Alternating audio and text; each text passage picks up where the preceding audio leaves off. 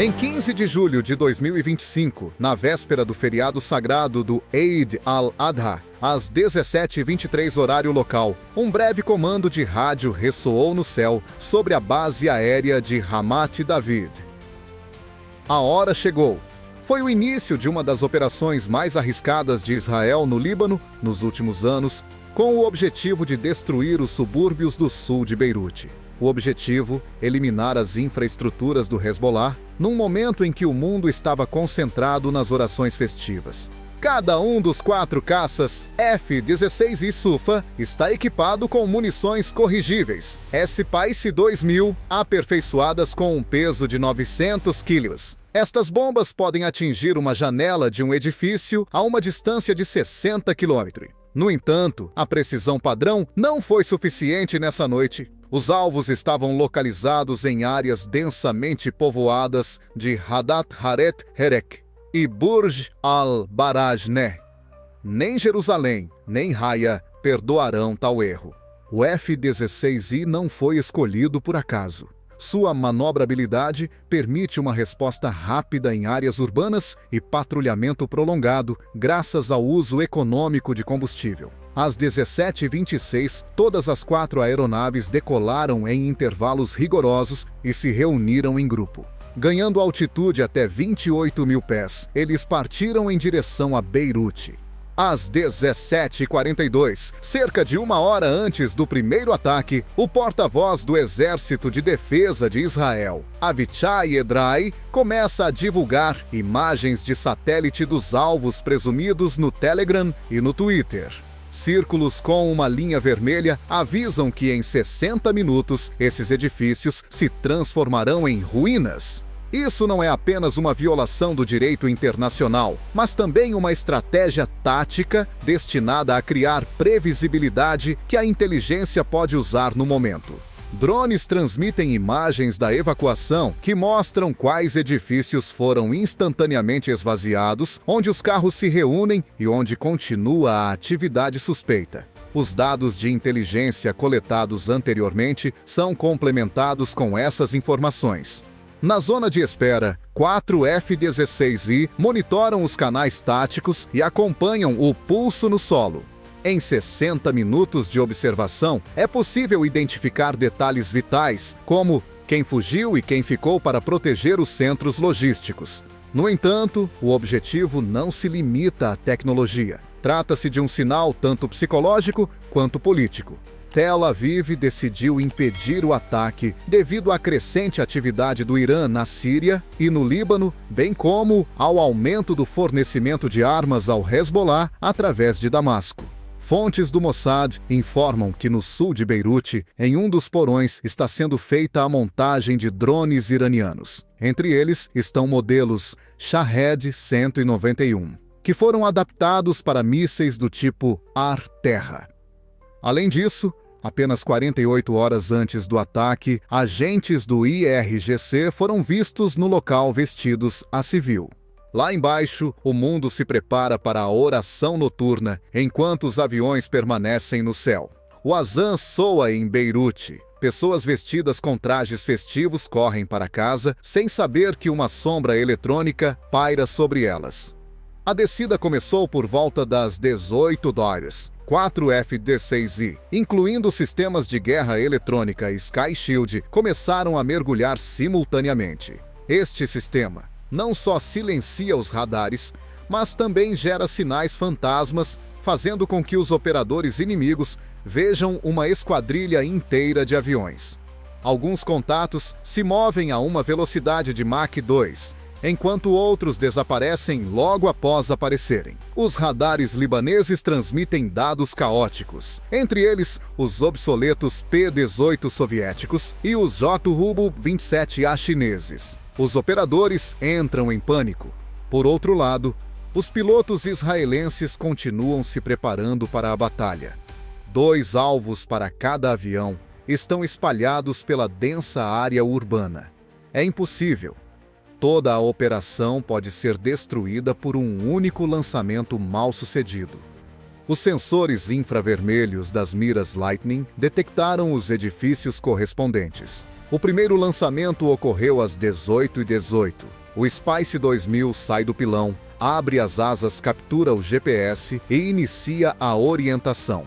O próximo passo é a comparação visual com o mapa da área. A câmera verifica todas as janelas, cantos e ventilação. De acordo com dados de inteligência no prédio onde antes ficava a oficina de montagem de drones, um segundo avião lança uma bomba quase ao mesmo tempo. A radiação térmica do porão foi registrada pela câmera, o que confirma indiretamente a presença do equipamento. A terceira e a quarta bombas são lançadas alguns segundos depois. Cada bomba corrige sua trajetória com precisão de meio metro, contornando os obstáculos. Às 18h19, o primeiro alvo foi atingido. A bomba explode no porão, após penetrar 5 andares. Na câmara de vácuo de concreto, a onda de choque é refletida e amplificada. A segunda explosão ocorre um segundo depois. E a terceira e a quarta explosões ocorrem quase simultaneamente. O fogo toma conta do sul de Beirute. Aparecem 4 nuvens semelhantes a cogumelos. A proteção eletrônica continua, e os aviões voam em direção à costa, evitando o sistema de defesa antiaérea destruído. Isso foi apenas o começo. Spice 2000, uma bomba inteligente que vê e decide por si mesma. À primeira vista, o Spice 2000 é apenas mais um asteroide pilotado. No entanto, sob uma cobertura de liga e explosivos, esconde-se uma maravilha da engenharia, uma arma que combina potência, precisão e autonomia. Em 15 de julho de 2025, foram essas bombas que mudaram a vida do sul de Beirute em poucos segundos. E isso não é exagero. Os F-16 Isufa israelenses tinham 2 Spice 2000 em cada asa. Cada aeronave carregava quase 4 toneladas de carga útil. Essa bomba pode atingir um alvo com precisão de até uma janela, a uma distância de 60 quilômetros. Mas, mesmo isso, não é suficiente em condições de supressão eletrônica e densidade urbana. Assim, o Spice usa 3 canais de orientação, cada um deles duplicando e verificando os outros. O primeiro nível é o uso do GPS. O receptor estabelece as coordenadas e traça a rota. Mas em Beirute, onde sistemas de guerra eletrônica como o russo Krasuka-4 e seus equivalentes iranianos foram ativados segundos antes do ataque, o GPS se torna inseguro. Por isso, o Spice ativa um segundo mecanismo, a navegação inercial INS, que utiliza acelerômetros de 3 eixos e giroscópios a laser circulares. Esses sensores na parte dianteira funcionam sem sinais externos, medindo as menores mudanças de velocidade e rotação. No entanto, o terceiro nível, a comparação eletroóptica de imagens, é fundamental. Na parte dianteira da bomba, há uma câmera que captura 60 quadros por segundo e os compara com um mapa pré-preparado do alvo elaborado com base em imagens de alta resolução obtidas por satélites. Algoritmos determinam características arquitetônicas, padrões de iluminação, contornos de edifícios e até mesmo a densidade das sombras. Essas informações são verificadas em tempo real. Quando a câmera não consegue se conectar ao GPS e ao INS, a identificação visual tem prioridade. Esse processo requer uma potência equivalente à dos supercomputadores dos anos 90. No entanto, os desenvolvedores israelenses da Rafael investiram no Spice, um módulo de visão computacional capaz de processar centenas de megabytes de vídeo por segundo. Assim, a bomba pode ver e identificar um duto de ventilação no telhado ou um estacionamento com formato especial próximo ao alvo. A última fase começa quando o algoritmo atinge 98% de correspondência. No modo de orientação estreita, o Spice passa para uma altura inferior a 1000 pés.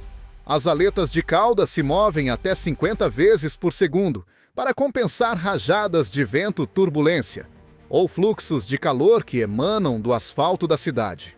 Isso permite que a bomba se encaixe entre os edifícios ao cair.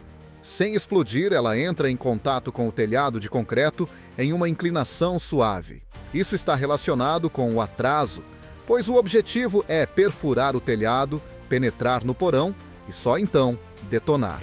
No Spice 2000, as cargas explosivas Blue 109 transportam 360 kg de dinamite e pó de alumínio. Essa detonação em um espaço fechado semelhante a um hangar subterrâneo não só destrói equipamentos e máquinas, mas também cria pressão excessiva, destruindo as paredes internas e transformando o espaço em uma armadilha mortal. De acordo com dados da MOFAM, oficinas de montagem de drones, centros de comando e comunicações e geradores de reserva foram destruídos exatamente dessa forma. É especialmente impressionante como a bomba reage à falsidade. Em um dos casos descritos no relatório 8200, o GPS começou a apresentar um desvio de 500 metros, o que era um indício de supressão ativa. Mas o Spice recusou o GPS confiando apenas nos dados inerciais e na sua própria visão. Apesar do trabalho dos meios de guerra eletrônica, isso foi a chave para o sucesso. Ataques pontuais há muito se tornaram a norma. Mas, após os eventos ocorridos em Beirute em 15 de julho, ficou claro que esses ataques podem ser não apenas precisos, mas também totalmente autônomos. Atualmente, a Força Aérea Israelense não precisa mais de contato visual tempo ideal ou acompanhamento por satélite. Um bom mapa e uma bomba são suficientes. Tecnologias como essa podem ser consideradas um avanço do ponto de vista do direito internacional humanitário. Afinal, elas permitem reduzir os danos gerais e diminuir as perdas de civis. No entanto, invocar a precisão leva a um uso mais frequente da força. Foi assim que começou o debate na ONU, que mal se acalmou. Independentemente dos argumentos apresentados, uma coisa é absolutamente evidente. O Spice 2000 é uma conquista significativa. Trata-se de um algoritmo para a tomada de decisões.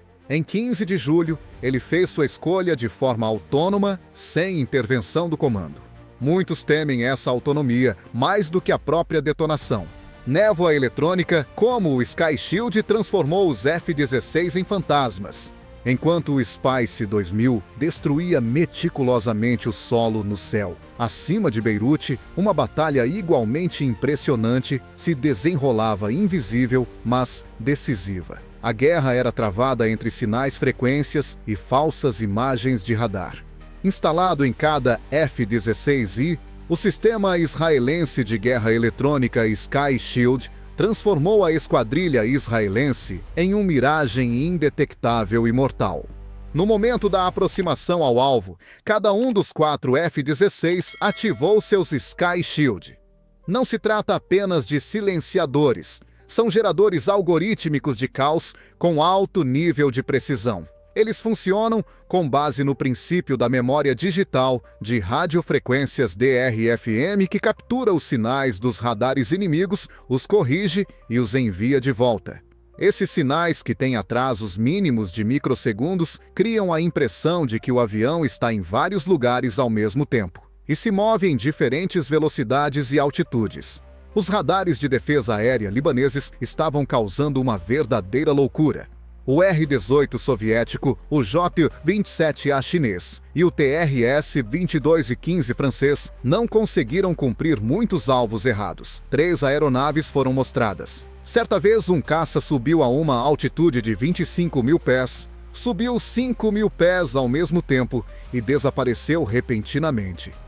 Foi uma ilusão criada propositalmente, não um acidente. Os sinais dos aviões apareciam e desapareciam da tela do operador na costa de saída. Alguns cruzavam rapidamente sua zona de responsabilidade, enquanto outros ficavam parados. Nenhum deles dava uma imagem clara. De repente, surgiu um ruído que bloqueou completamente o sinal útil nas frequências onde normalmente está ativo o radar de acompanhamento C-125 ou Pechora. Ou eles perderam o rastreamento ou receberam o comando-alvo fora da área de ação, quando tentavam apontar os mísseis. No final, todos os 4 F-16I trabalharam juntos, e o líder desempenhou a função de farol com interferência ativa de banda larga em frequências táticas importantes. Os outros 3 trabalharam no modo vaga-lume, ou seja, com pulsos curtos, que aparecem e desaparecem repentinamente. Essa divisão de funções permitiu distribuir a carga sobre os sistemas inimigos, impedindo-os de se concentrar. Trajetórias falsas começaram a aparecer nos radares dos complexos antiaéreos SA-6 no Vale de Bekaa. Embora houvesse apenas 4 F-16 no ar, o operador em Hermel informou mais tarde que viu 2 grupos de 6 alvos. Até mesmo os sistemas de controle civil começaram a funcionar de maneira diferente. No aeroporto de Beirute, os controladores aéreos notaram um paradoxo: as instalações militares dançavam na tela, enquanto os aviões civis eram exibidos normalmente. Tecnologicamente, o Sky Shield se transformou em uma espécie de camaleão digital, falsificando assinaturas, o que torna impossível distinguir o real do fictício.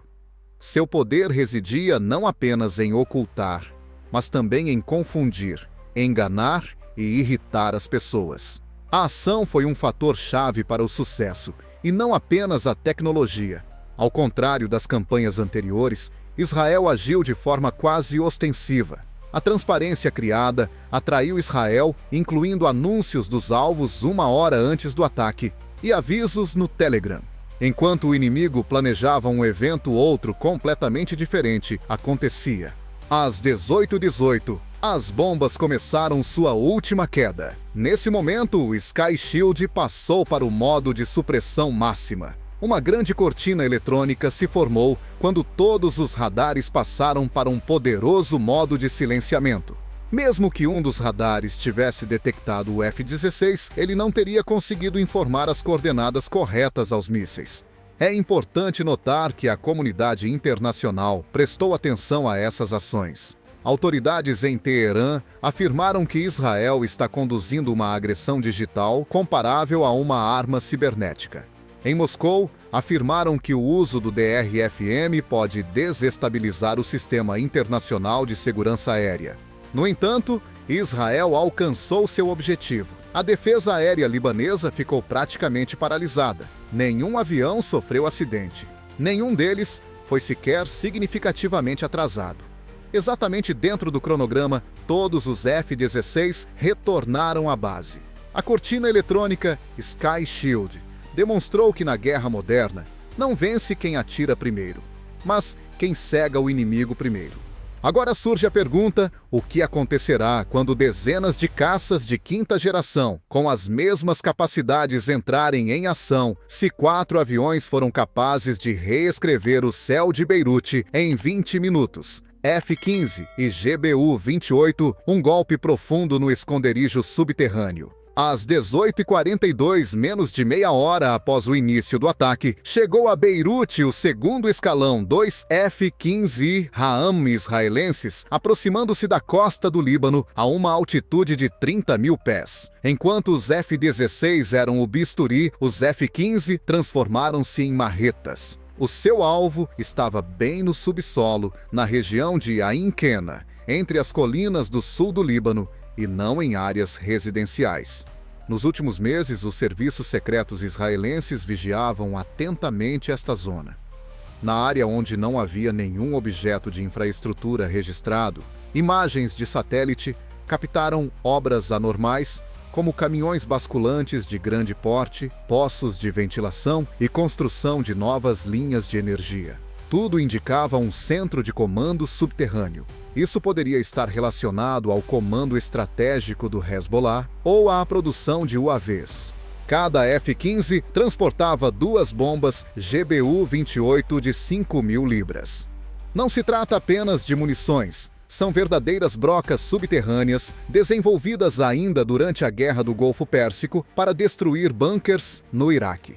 O corpo da GBU-28 é feito de uma peça única de aço blindado, capaz de atravessar 30 metros de rocha ou 6 metros de concreto. Somente máquinas com 2 motores F-100 P-29 como o F-15 podem levantar tal massa à altura necessária para atingir a velocidade crítica de impacto. O F-15 Líder inicia o ataque a uma altitude de 35 mil pés. A aproximação angular é medida em segundos usando os seguintes parâmetros: velocidade e ângulo de mergulho e distância até o alvo. Mais de 10 mil libras são separadas das asas e caem em queda livre após um rápido lançamento duplo de bombas. Antes da ativação da orientação, a laser são usados a navegação inercial e o GPS.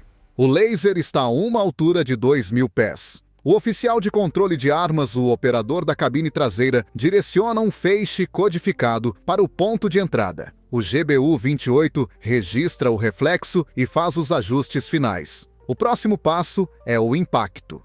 A primeira bomba desce pela encosta a uma velocidade de 312 mph. O solo não é um obstáculo, é apenas um retardamento, mas não uma parada. 15 passos. 20, 25. A bomba atinge a laje de concreto do teto a uma profundidade de 27 metros. No entanto, a entrada não é uma parede. O GBU-28 também a perfura. O atraso na detonação é de 0,5 segundos. Basta estar no centro do objeto.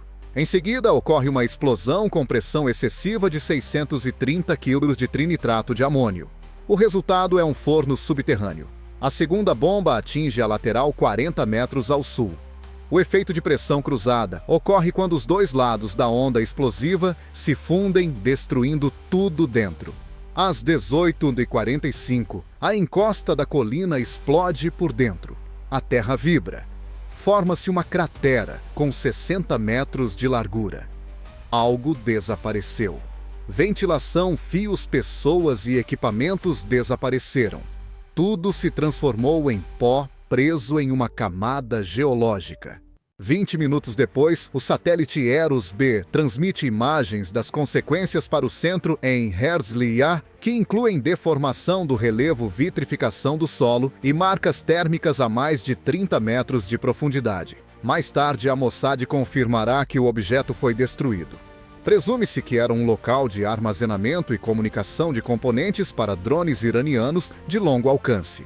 Nesse momento, os F-15 já estão deixando a área, descendo a uma altitude inferior a 1.000 pés para reduzir a assinatura de radar. Graças ao apoio do Sky Shield, agora transmitido pelos F-16 alvos falsos, são criados no céu sobre a cordilheira. Quando a defesa antiaérea libanesa se reanima e começa a disparar aleatoriamente, os F-15 já estão se movendo em direção ao corredor mediterrâneo sob a cobertura da frota israelense.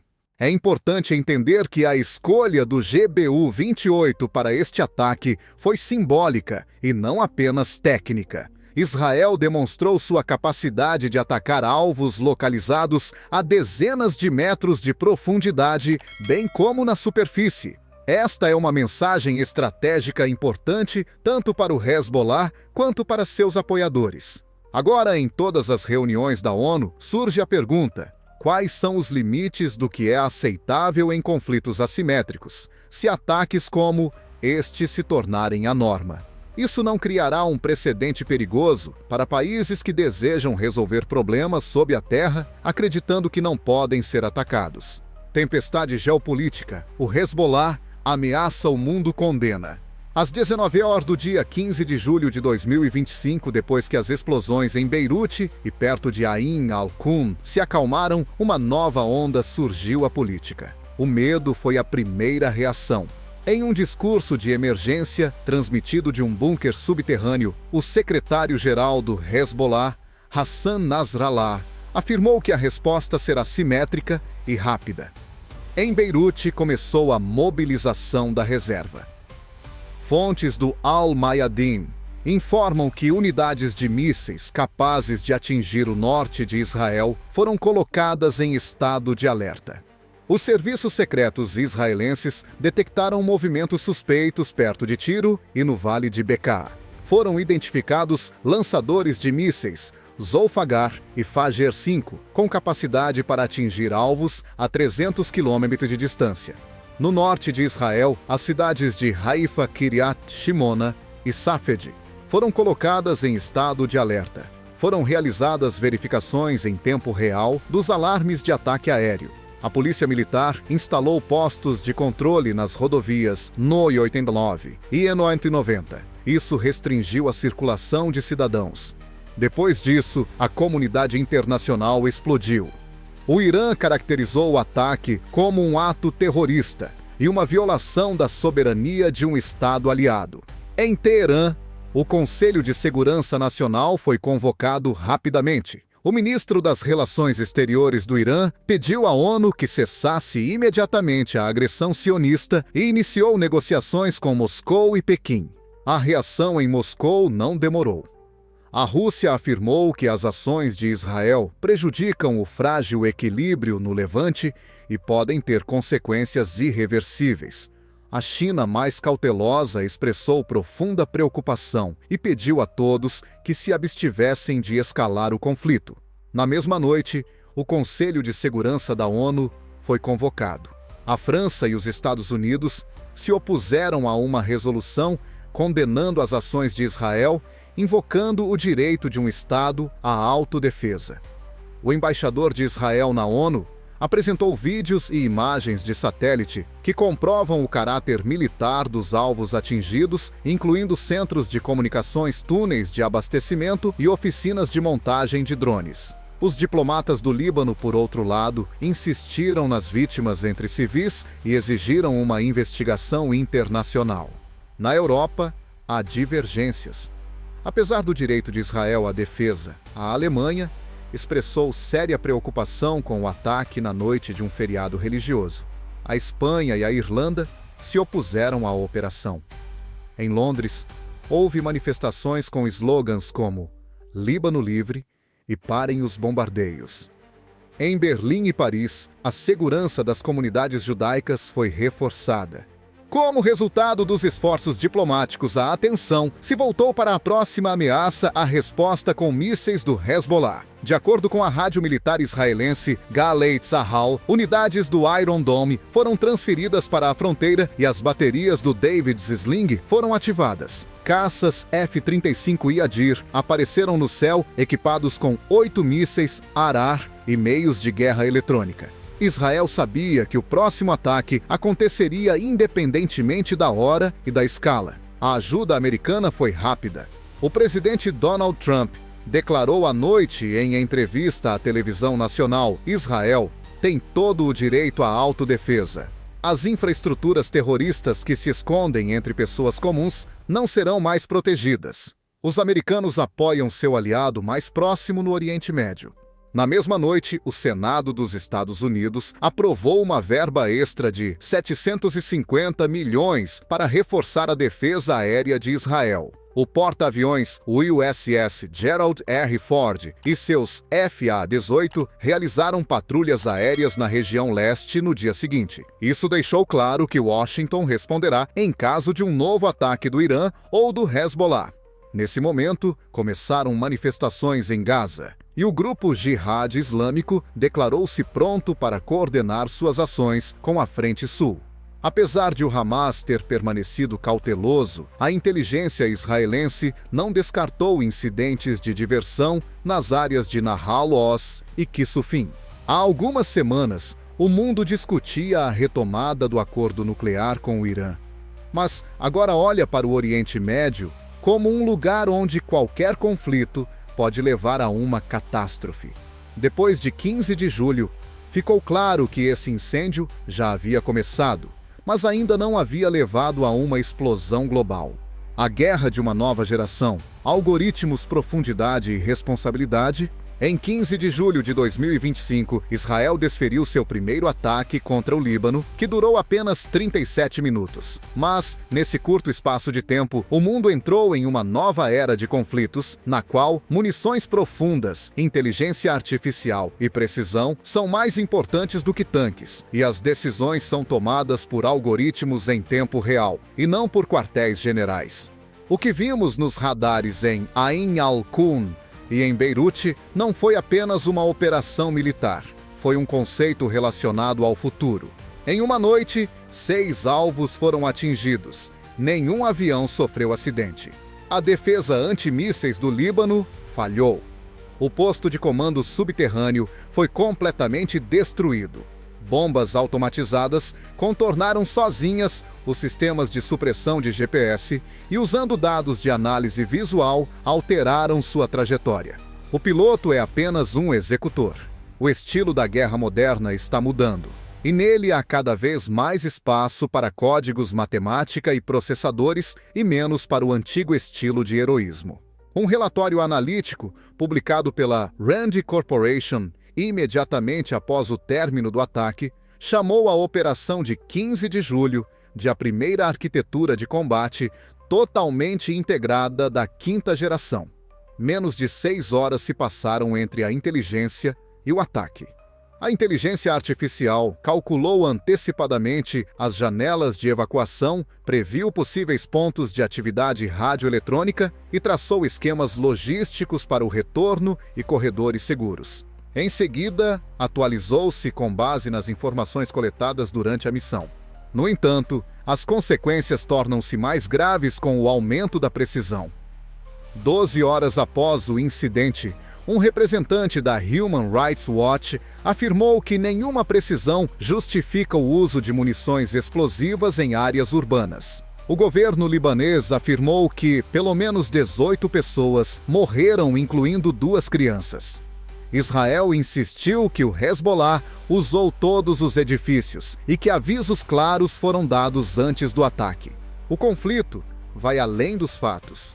Ele passa para a filosofia: se as armas se tornaram inteligentes, isso significa que a responsabilidade pelo seu uso também é dividida entre pessoas e máquinas. Enquanto isso, outros procedimentos estão sendo realizados na região. Enquanto as tropas russas patrulham ao longo da fronteira com os Golãs na Síria, o Irã acelerou o fornecimento de sistemas de guerra eletrônica ao Líbano e o Hezbollah está expandindo sua rede de bunkers no sul do país. No Iraque, os ataques a comboios americanos intensificaram-se. Toda a região parece estar a adaptar-se a uma nova forma de guerra na qual os ataques ocorrem sem discussão e de forma totalmente legal. Muitos analistas consideram que Israel demonstrou não só o seu poder militar, mas também a reação de outros países. O Ocidente reagirá. A ONU tomará medidas legais. Os Estados Unidos darão total liberdade para um novo ataque, se necessário. No momento, nada se sabe. No entanto, já é evidente que o Spice 2000, o Sky Shield e o GBU-28 são mais do que simples armas. São sinais do início de uma nova era. Em uma era em que hangares subterrâneos não garantem a sobrevivência e a varredura e modelagem de cada quilômetro de terra atingem a escala micrométrica, hangares subterrâneos não garantem a sobrevivência. Beirute, em 2025, será semelhante a Bagdá em 2003, ou Damasco em 2018, ou será apenas o início de uma campanha mais ampla em que tudo acontece em armadilhas digitais, sinais e redes neurais, e não na cabeça das pessoas. Hoje em dia, o mundo no Oriente Médio não é mais o mesmo. Pausa. Além disso, a duração desse processo não depende apenas dos generais. Talvez, atualmente, nem dependa dos políticos. Quem é responsável pelo alvo do algoritmo, se ele pode puxar o gatilho? Em 15 de julho de 2025, no dia em que todo o mundo muçulmano se preparava para celebrar o Eid al-Adha, Israel realizou uma operação aérea em grande escala contra alvos do Hezbollah no Líbano. Os ataques a uma instalação subterrânea em Ain Qena e nos subúrbios ao sul de Beirute mostraram a tecnologia inovadora do Spice 2000 com sistema de visão artificial, sistemas de supressão Sky Shield e bombas penetrantes GBU-28. Em 37 minutos, a aviação israelense destruiu 6 alvos, incluindo um posto de comando subterrâneo e oficinas de montagem de drones. A operação foi acompanhada por alertas precisos, criação de fantasmas eletrônicos e desorientação digital da defesa aérea do Líbano. No entanto, o sucesso tecnológico foi seguido por uma tempestade política. O Irã ameaçou retaliar o Hezbollah, mobilizou mísseis à Rússia e a China condenaram as ações de Tel Aviv e Trump apoiou Israel. Após esse evento, houve uma mudança. O mundo viu como a cibernética, munições autônomas e inteligência artificial estão se tornando componentes-chave de novos conflitos. Questões de direito internacional moral e controle sobre armas inteligentes voltaram ao centro das atenções. Embora o Oriente Médio esteja paralisado, uma coisa é certa: a guerra tecnológica já começou, e Beirute 2025 é apenas o começo dessa era.